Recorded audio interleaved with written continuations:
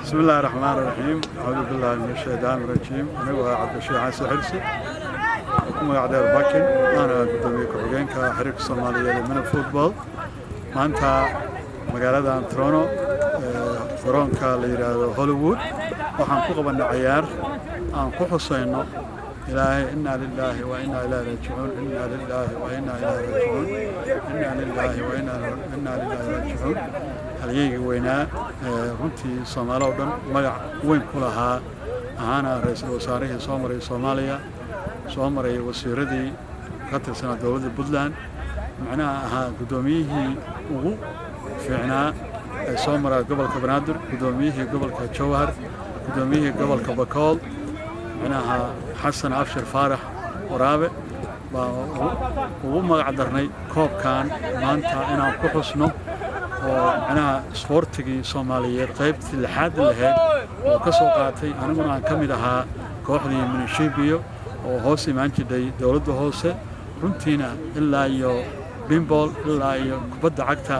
من كسو عيارتوي ماريا كتر سنة وآد لوتش على وها سبورتي كنا رنتي سومالية قيب لحد لك قاتي آد نقبرحي أرمها سياستنا قيب لحد لك أنا وحن قصية وقيبتي سبورتي ورنتي شغوين كسو قبتي نادقي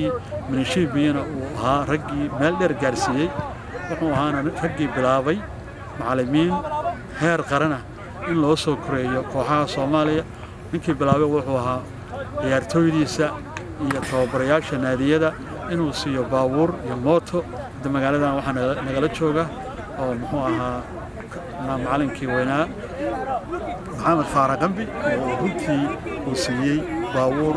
وحنا سو جيتو معلمينتنا ومورك ودسو ciyaartooydana oo runtii oo moorka ugu dhiso marka ciyaartan maanta asagaan ku xusnay asagaan ku weyneynay mana iloobi doono insha Allah inta noolnahay waxaan runtii halka ka dareeyaa madaxweynaha Soomaaliyeed ee dowladda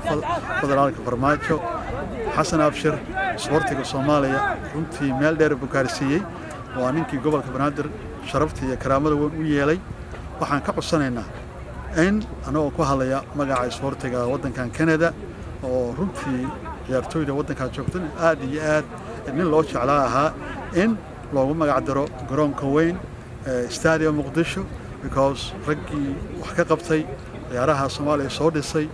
ilaa ra'iisul wasaare gaaray marka waxaan leeyahay familkiisa iyo ehelkiisa aniga si gaar ah iyo taabanaya